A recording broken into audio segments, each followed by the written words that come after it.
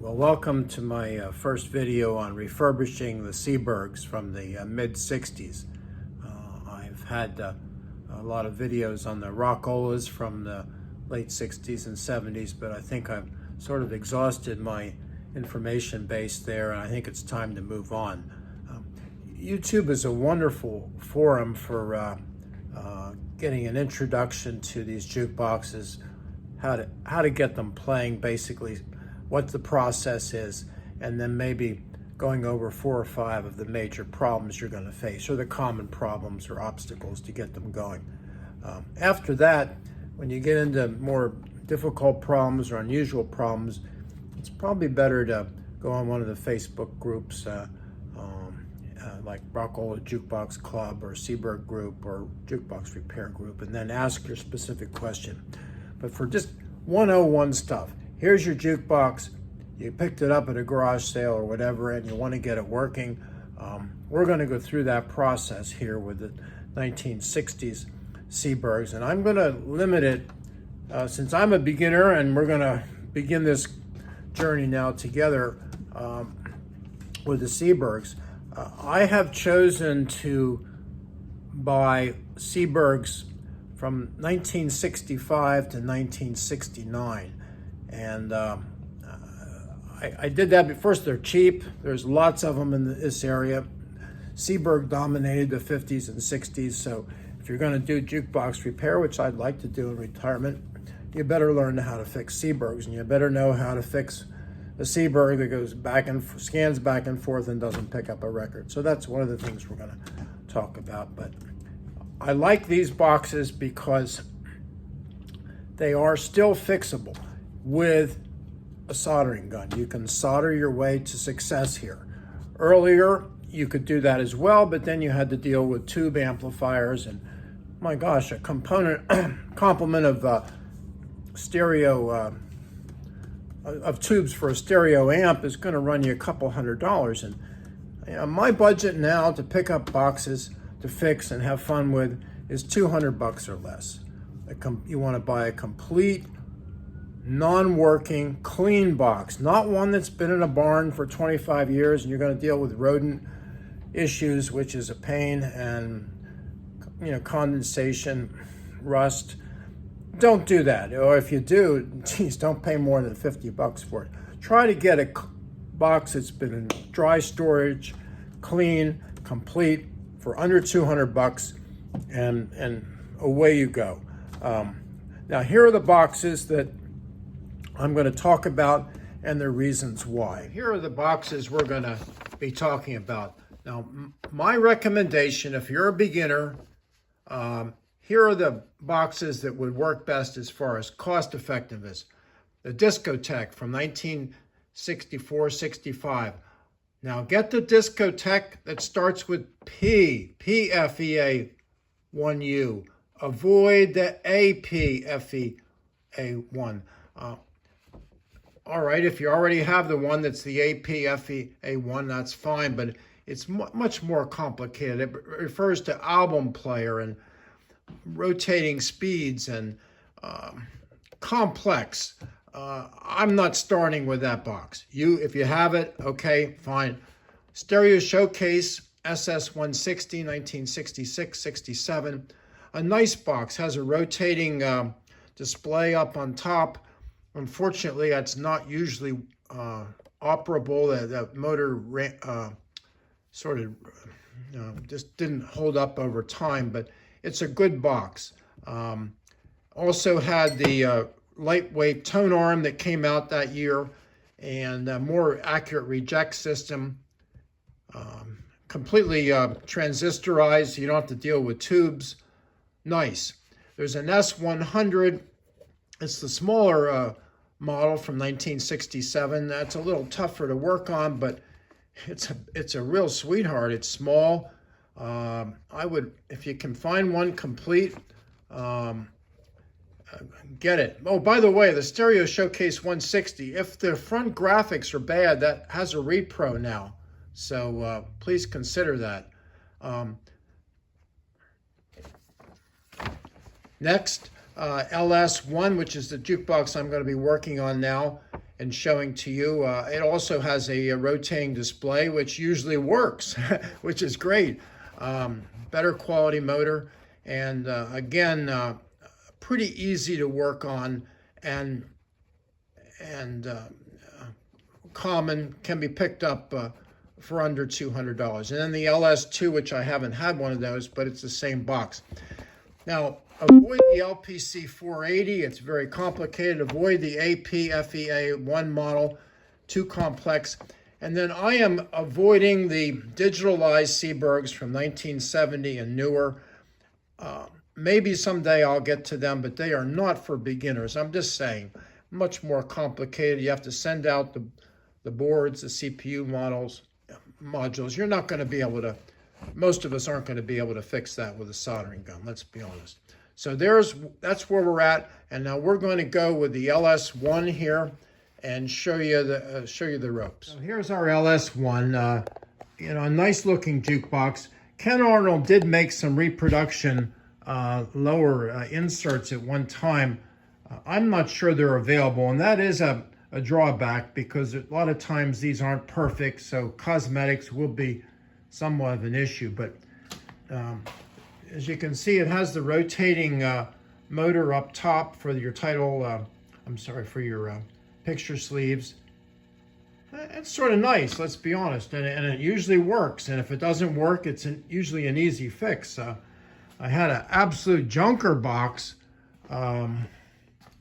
Was terrible, but even the motor worked. It needs the new grommets on it to support it, but the motors are very, very high quality. Now, before we go any further with this box, I want to just say a few things in case you're tired of my voice already. Here are the most valuable tips I can give you as far as fixing this. Well, get the manual, get Dr. Know-It-All's Seeburg reference book if you can, but they both cost you 20, 30 bucks. This is free. Flippers.com. Remember that. Okay? And go on their website, and there's a service and tech tips drop-down box, which really tells you so much about the Seeburgs, more than I could ever, convey. Even has a transistor cross-reference for replacing the transistors. That's huge. TSA amp repair. It goes over the transistorized stereo amp. It's 1 through 10, which is the amps that are in this series, and it tells you how to do it and what's wrong and what's cost effective. And then Seeburg Jukebox Service by Tony MIKLOS is another article in there which goes over the common problems of the mechanism scanning twice or rejecting a record immediately, etc. Those are the things you're going to have to fix, and it's spelled out in no uncertain terms. Okay, so here's the order of business in getting this box going. The first and foremost is the control box down below, the solid state control center. Really, it's the power supply. We're going to go over that in detail because you must replace capacitors in there. It's part of the Tormat system. There's your Tormat trip connection. So everything actually has to be precise in that.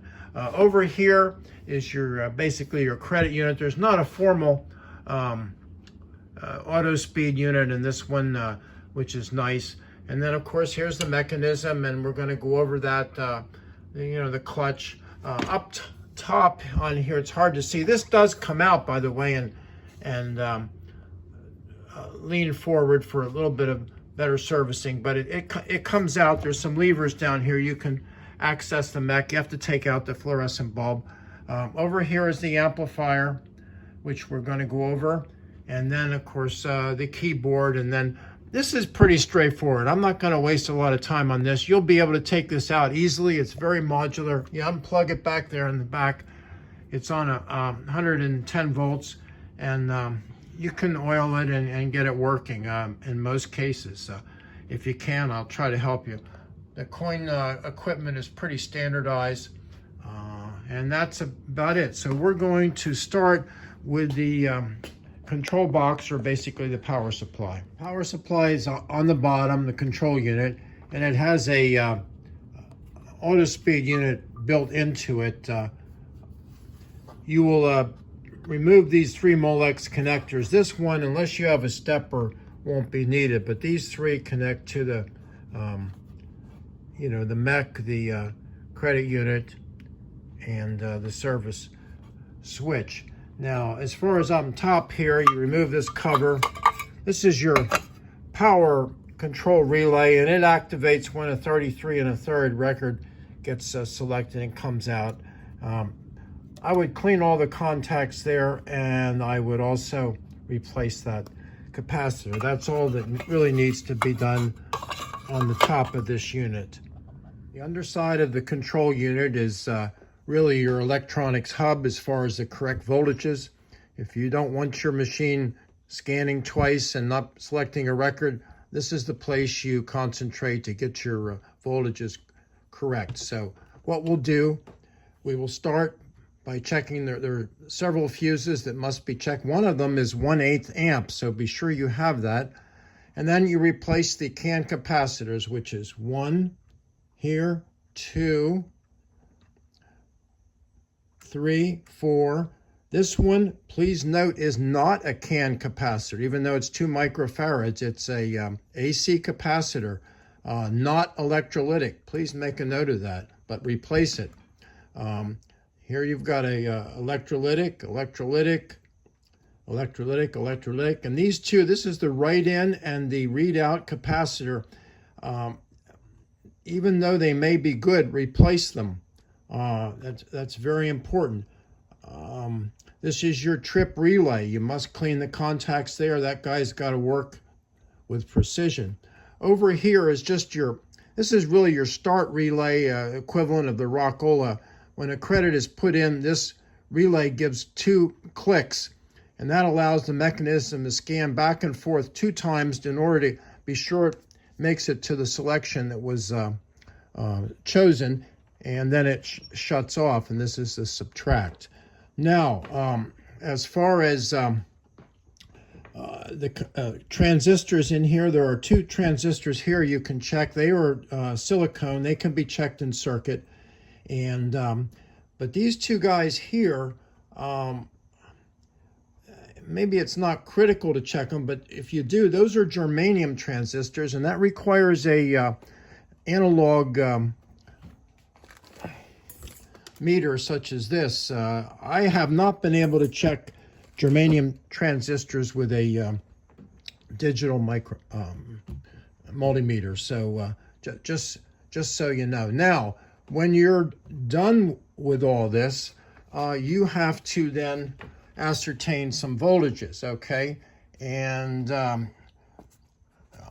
before you plug it in, I would put it into a current limiting bulb over here, okay? You can see it in the back.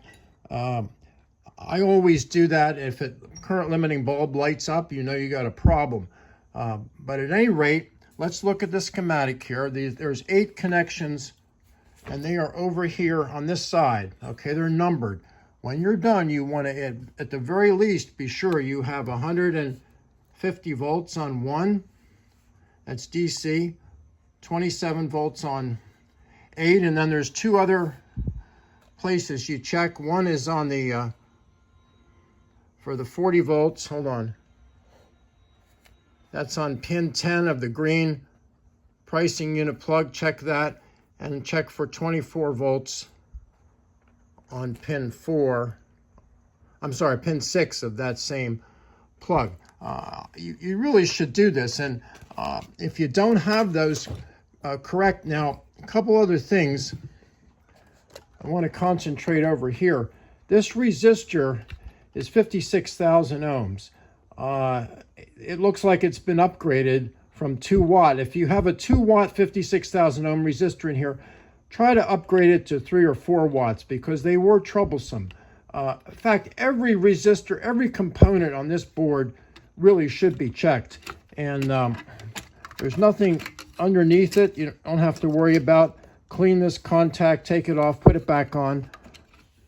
Same with here. Do the same thing, clean the push-on connector, put it back on, and that should be it. This is very important.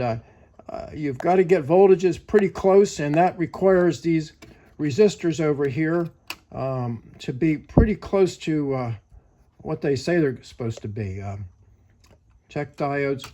Spend some time with this unit. Be sure it's right, and then check it with a current limiting bulb just simply plugged into the AC line from there, and that should suffice.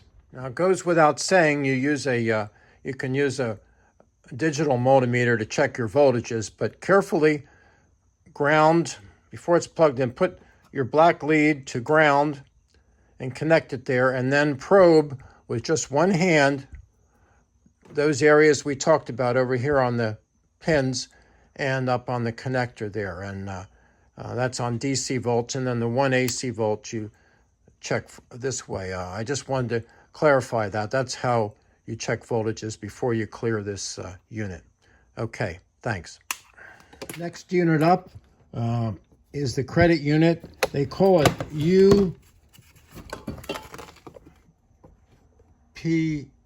UDP-U6. It may vary slightly, but at this vintage, it's still pretty much non-digital. Certainly check your coils, clean all the contacts you see here, but there are no components to replace.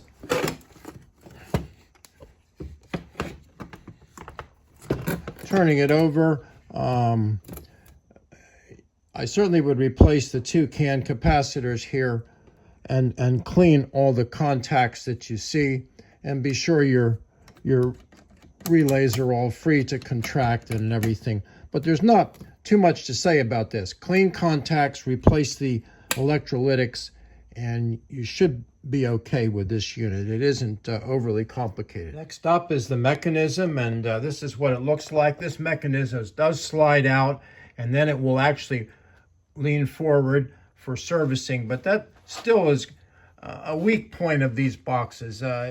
Access is not the best. If your mechanism does scan, and the scan switch is over here, if you're fortunate enough to buy a box that scans, scan it all the way over to this end, okay? And then pull it all the way out, take out the bulb, and that is how you're going to service this. I'm going to switch over to one that I have on the bench because it's just impossible to visualize anything that's important from this type of vantage. So I'm going to show you one that I have on the bench, which is a junker. I still don't know the best way to show the mech, but I guess you can envision here that you can remove the mechanism. There are 4 bolts, 1, 2, 3, and 4. That will get the whole process out, and then you can remove the magazine rack with the tormat, and there's 4 bolts there. So that probably is best. Now the tormat is connected underneath that record rack. You should clean the bottom of that. These are your plungers that go back and forth and read the electrical hotspot, so they should be cleaned. But notice that we are in called the scan position, because the record transfer arm is down at the bottom. And if that's the case, this clutch, which is right here, is all the way down, and it's not easy to see, but that's the scan position when the clutch is all the way down. And then you can play with this a bit. I mean, you can scan this just by turning the motor shaft here, see, and it'll go. If it's real loose, you can just turn the motor up here, but this will scan it back and forth. And actually connecting it is not difficult. You're going to you can tell which 2 wires go to the mechanism. They're 120 volts, so just do that from the power cord here. You will not get the trip switch. You will not get the reject or mute, because they're connected through the other connectors here to the amp, but at least you can get an idea of what's going on. I'll show you here. Okay, I have simply plugged this in to the AC line, and it is in the scan position. So note just the top, nothing, the middle part of the clutch worm there is not moving because it's not moving any parts over to the turntable. So now if I mention anything, there's a set of contacts down here that this needs to be removed. Those are the readout contacts. You must remove that assembly right there and get those contacts clean. That's critical, or you're not going to have good results. We'll talk about the clutch in a minute. This guy here is the safety lever. This has to be cleaned so it moves over out of the way. That is one of the causes of immediate record rejecting. Another cause you're going to see here that I haven't figured out yet, but this is one of the major issues. This machine is really an engineering marvel, and when you think that Rockola took 4 motors to run the mech, and here we have 1. It does it all. It is truly amazing. Another area of concern is the cradle for the tone arm. There is a linkage under there that can get dirty, and I would you have to take off 3 screws here and then get the brush assembly out of the way. That may need to be done, but let me just show you how you tackle this. Now, we said there was no trips assembly, so we just do it ourselves here with this lever. Pull it up. Okay, that'll bring the record out, but notice that it's not keeping it there. We still have problems, but at least the our safety switch is getting out of the way. That's not the problem. The problem is something that's not for public consumption, but this was so corroded. I think my trip switch has too much resistance. It's not setting down, but if you want to set it down, you just have to press it and then it stays. See, it's not setting in the trope, and then you want to trip it again. I'll take it back, and then it should start going again. This one's still having some problems. It's not, there it goes. This is not a mechanism I'm going to ever be using. It's going to be for parts, but I show it mainly for illustration. Now, all these contacts here need to be clean, and put as much oil on the mechanism as you can, including the clutch. There are 2 oil wells on the motor to check. This is your trip switch here and trip relay.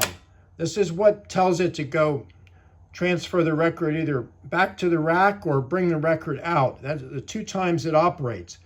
And this is still too sticky, and that's what my problem is here. Either the spring is too loose and not holding it down, or pulling it down enough, or it just seems too tough. But I'll work on that. It's not a problem, but I'm just saying there are challenges here. It's not just the clutch or the safety lever that can be a problem. There's this, I think my problem is here with this switch. Now, one word of safety: never touch here and then go down and touch here. There are 110 volts right there, and all your finger has to do is slip a little bit, and if you got your right hand here and your left hand here, wow, do not do that. Start being smart about this. Never touch the mechanism with both hands at one time. One hand only when the power is going. Okay, when obviously if it's unplugged, you can touch it with 10 hands. But all right, that's enough said about safety, because you got 110 volts and it's right close to your finger there. All you do is slip a little bit and you get zapped. Obviously, it's happened to me, so that's why I'm mentioning it. I realize I'm really glossing over the clutch removal and cleaning, and not to, it is important, but there are so many better videos on this, and it's been covered multiple times. But just briefly, there's two screws here and 2 screws down the bottom. You can't see, you have to look in. And then you remove this spring here, don't lose it, and then loosen this spring here, okay? And then this will come out, and but there's one E-clip there. You can just barely see it on this safety arm. It's the bottom that needs to and then, because this arm comes out with the clutch assembly, and then from there you can do your cleaning. Sometimes you have to tap out this treadle here. This is the key piece that really needs to be free to move here. Okay, this treadle. So spend your time there. Again, there's many videos. I'm going to move on just because this has been covered, and this mechanism is, you know, from everywhere from the Seeburg M100A up through the late 70s. So it's well known, it's time proven, and if you get it cleaned and adjusted properly, you'll be good. Okay, let's tackle the amp. Now this is happens to be TSA 7 transistorized stereo amp 7. They're 1 to 10 series, and you will find that you might have a TSA 6 in your box and it was supposed to have a TSA 7 and vice versa. Sometimes TSA 8. It doesn't matter that much. All of them pretty much have the same transistor layout, and they are fixable. I don't like to pay somebody $250 to rebuild an amp that maybe you can fix. And I go back to the initial article I gave you, or the website, flippers.com, and there is an article in there that is must reading before you touch these amps. It's on one of those drop downs, and basically this guy, I just ate up every word he said. He's basically saying 90% of the problem with these amps is in the output stage, and he tells you which components are bad. Well, that's good enough for me, because the rest of the stuff is pretty complicated, but it seldom goes bad. This is quality stuff. So other than the heatsink transistors, which are germanium, they're about $4 each. I'll show you how to replace them, because they have been weak in most of the amps I've looked at, and according to his criteria, if the leakage is substantial, you should replace them, which I did. But my goodness, the rest of the stuff inside has been pretty good. So why not give it a shot? So we're going to, I'll just show you the outside here. The speakers, if you're just using your phono speakers, hook them up here left and right to the 40 watts. Ground is one wire down here, and then you can just connect those wires to 2 speakers, 2 woofers on your bench if you want to. When you test this amp for voltages, there's a 2 reject wires that you have to connect. Here are your inputs from the cartridge, left and right, and that's about it for that side. Let's go underneath. If you read the article, the components that are critical to check are these resistors here, and these 4 resistors over here. And there are 4 transistors there. They're all silicon, so they're readily checked. And then the 4 heatsink transistors I showed you up top. And then there's a transistor 5106, which is over here on the preamp, or there's 2 of them right here. That one is sort of critical in providing power to the drivers. There's 2 of them underneath this board. So basically, you replace all the CAN electrolytics. You don't worry so much about these PEC units over here. The quality's pretty good on this stuff, even after 50 years. So we're going to make the assumption that everything over here, once you replace the electrolytics, is going to be okay. Then you must check these at 5106. I believe that's what it is, yeah. Transistor, these 4 transistors and the 4 heatsink transistors, plus those resistors. It's all in the article there. And then, just be careful. All the electrolytics are over here. You can pretty much see which ones. I think there were 13 altogether, a couple on these boards over here. And then you plug it in. I'm going to try to show you how to check the germanium heatsink transistors, because it requires an analog meter, and you put it, this is a cheap one, by the way, it doesn't have to be expensive. Put it on RX10 for ohms, and then you're basically just checking for shorts. So you put the 2 leads together, and that's a short, as you can see. So if you see that when you're testing the transistor, you know you're in trouble. But here's the one that was in there, and it's still technically okay, but there's a lot of leakage. So we're going to test. We'll go, this is the base here, so we go this way, and still there's like some resistance there, so that's okay. Well, then we'll do base to collector. That's still okay, no short. But when we go collector to emitter, there's a fair amount of leakage there.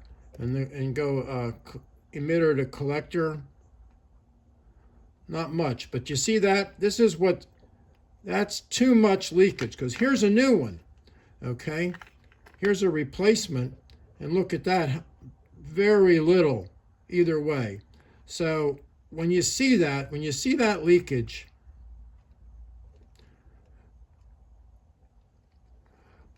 I have been replacing these, okay? And the replacement is 2N3614. The best price I was able to get was Anchor Electronics out in California. I'm sure there's multiple other places. They're around $4 or $5 each. I think it's worth replacing them. These other guys probably would have worked, but gee, I mean, it's important. I don't know how many of you are still with me, but we're going to move on to the keyboard. The keyboard is still pretty simple in these models. Like I said, 1970, not so much, pretty tough. But these, just clean the contacts, exercise them, clean the plugs, and it should work for you. Be sure your solenoid's back here. It just pulls out, and you can service it. This is your light sequencer. Actually, that is run by the top of the record rack. You just take that off and clean the contacts that go back and forth, and that should work. Now, the last thing I'm going to say, the speakers. The speakers are almost impossible to get to in this box. They are behind a closed panel up here, and I did it in a junker box just to get them out of there, but to service them is almost impossible. And one concern is there's 2 crossover capacitors up there over the tweeters that aren't accessible to replace. So I didn't do it. Now the sound is still okay. The other negative is I didn't get a new needle yet, because needles are $99 for a pair, and that's a little steep, but I'm going to spring for that here when I get ready to sell this. I just wanted to really learn on this box, and Victory Glass probably has the best price. If you want to be cheap, you buy a pair and then save one for another box. Put the new needle on the hit side, which gets all the play, and then take the non-hit side needle that was in your original box and leave it on the non-hit side when you refurbish it. And that is a practical way to cut your cost, but then you have another needle for another box if you get another one, which is sort of the fun of this. Okay, so we put our guy back together, and I just want to show you here. There's that rotating album display there, but we'll go with A4 here. And you see the light sequencer works, back and forth it goes, and it sounds pretty good. I do need to get a new needle, but I'm pretty happy with this. And hey, we're in this for just a couple $100.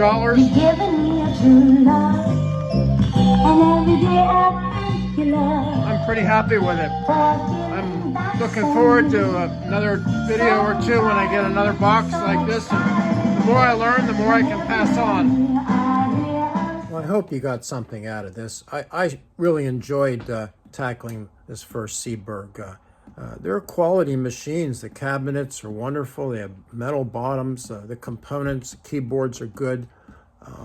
And this era, the ones I mentioned, are fixable. They come back to life. So why not give it a try? Now, this is my first one, so but what I told you, I believe to be true. As I learn more, if I get another one in that has some interesting problems, certainly we'll make a video and go over it. But this should be like a 101 introduction. Don't be afraid of these guys, at least from this era. Okay, well, till next time, thanks for viewing. I appreciate it.